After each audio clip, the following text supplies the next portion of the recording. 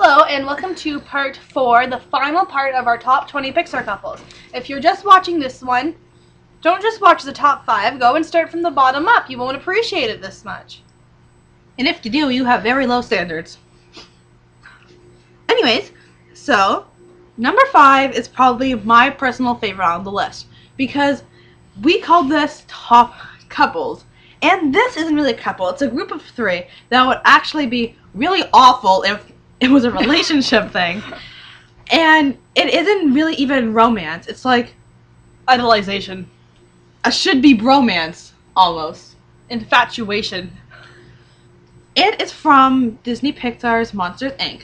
and Smitty Needleman and Sully. Smitty and Needleman are the 2 interns that idolize Sully completely and pretty much stalk him. Excuse me. But Sully just thinks of him as co-worker, so he's like, oh, hey, sup? And they're like, oh my god, Mr. Sullivan! Okay, if you know who Smitty and Needleman are, watch the following exchange. Oh, hey, Mr. Sullivan! You're making me lose the focus! I'm sorry! Shut up! And That was Smitty and Needleman. Anyways, so they really dig him. And he just kind of doesn't... It's not that he doesn't think high of them, he just doesn't think of them at all. He's just like, oh, hey, sup? I treat you respect because you're my co-workers. And they're just like, we worship the ground you walk on, Mr. Sullivan! So anyways, it's really funny. It's like possibly one of the funniest relationships to ever be on Pixar. If you don't know what we're talking about, I highly suggest you look it up right now while you're on YouTube and watch it, because it is one of the funniest things you'll ever see, and you will highly appreciate it if you actually cared enough to watch this video. Yeah, definitely. I don't know if it's on YouTube, but if it is, watch it. I'm sure there's clips of Smitty and Needleman on YouTube. Just type in Smitty and Needleman. See what happens. Okay. At number 4 from the Toy Story franchise, the movies 1, 2, and 3, we have... No, it's not 3. Woody and Bo.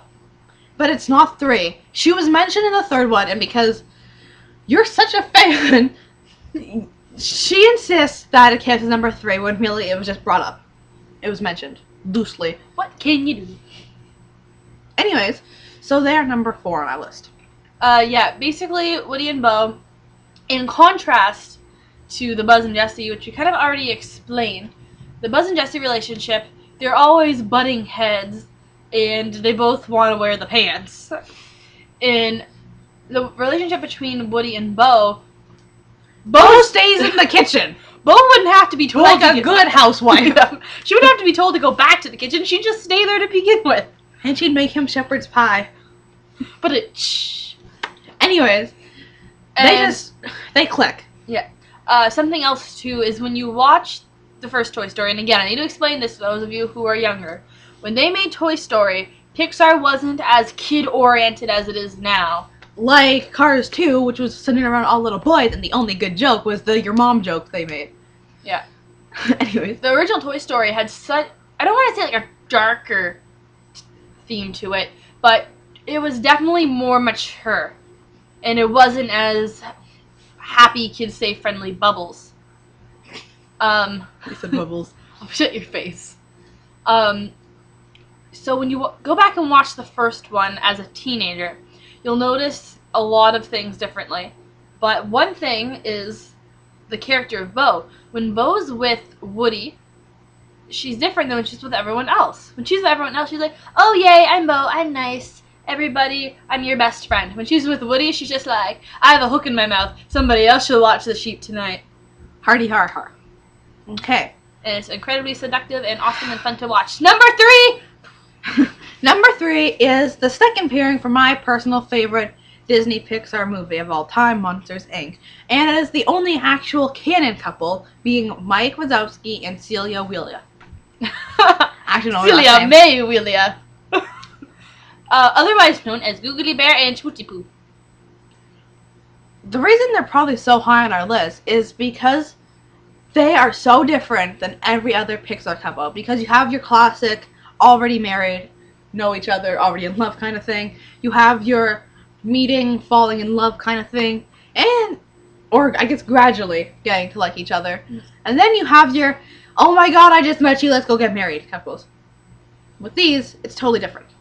The best way to explain it is in the original script, Mike was going to propose to Celia, But when they wrote it out like that, it really made it seem like Celia was what was driving Mike and Sully apart, and they really needed it to be the kid that was what was driving Mike and Sully apart, because otherwise Celia came off as a really unlikable character.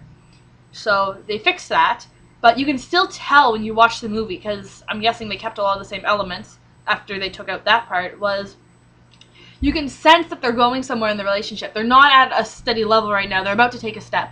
And you can just tell from watching them that they're at that point of their relationship. Even though their relationship isn't a major component for the movie. Yeah, it's really great to watch.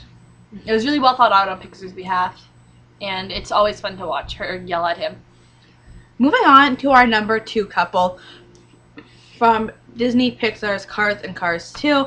Probably the most forgettable canon couple ever. Yeah. Here we have Ramon and Flo. Flamone! Most people don't know who they are, so that's why we're going to explain it. Flo is the lady that owns Flo's Diner, V8, or Cafe, or whatever it's called. And she has gas. She has lots of gas. She's that, like, baby turquoise blue car. And Showgirl license plate. And Ramon is the tattoo artist who is played by Cheech Martin, as in Cheech and Chong. Who, in case you didn't know, played Bonsai in The Lion King, one of the hyenas. Lion King is my favorite movie. I bring it up a lot. We never tell from the way you talked about Nala. Anyways, and he is known as the purple car in Cars, but he changes color every 5 seconds. Anyways, they are great because they're already married, and so you have that aspect, but at the same time, it kind of seems like they're newlyweds sometimes, and other times, it seems like they've been married forever, which really brings a new light on the whole thing, and it's very interesting and fun to watch them, because they're still flirty with each other, but in the second movie, Flo is one of the many other cars who's in love with Francesco, so it's really funny and But you know Flo isn't serious about it because she's so serious about Ramon. And she's such an she's not old, but she's older. Yeah. She thinks that Francesco is hot. She doesn't want to get with him. As opposed to Sally. Who wants to get into his trunk. It's a vicious circle. Get in the van. Anyways. So that's basically the best way to explain that couple. So, our number 1. After the other 19 magnificent couples, I guess you're probably like Who really wondering. And by the way, there's nobody listed from The Incredibles in this movie. In this movie? I mean, in this video. Because I do not like the movie. Kill me, shoot me, whatever, I don't care. I just don't like The Incredibles movie, and I don't think any of the couples are really worthy. I thought that Frozone and Mrs. Frozone should be on the list, but she didn't. See, that's how little we know about the movie. Anyways, I don't care if you post bad comments about me because I don't like The Incredibles. That's your business, not mine. Anyways, our number 1 is Carl and Ellie Fredrickson from Up. Up. They are number 1 on our list because they have every great aspect that a couple should have. They have a better love story in 8 minutes than all the Twilight movies do, and they had like 4 movies. They had like 9 hours. Yeah, they had 9 hours, and these guys had 8 minutes, and Pixar was just like, ha, our story's better. Except not really. That's what the fans were like. Anyways, so what is great about them is you see them meet as children, which never happens. You see them age, which never happens. And then you see What? What do you mean? Pixar characters age? Exactly. But Amy was the only one. Anyways, and then you see them fall in love and get married, and then she has a miscarriage, which is really sad and heartbreaking.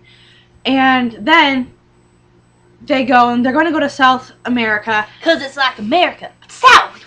And anyways, and then they go, and then she gets sick and passes away, which again is a tearjerker. Everybody cries. But it's really sweet, because the reason Mr. Fredrickson decides to finally go to South Africa isn't for him. South America, I'm sorry, is for Ellie. And it's nice that he gradually gets over her. Yeah, he spends the movie accepting her death, and they're undoubtedly the sweetest Pixar couple of Ever. all time. Fannon or canon. So, that concludes our 4-part. We hope you liked it. If you care enough to comment, do so. If anybody even watches this, we should advertise this Okay, bye. on Facebook.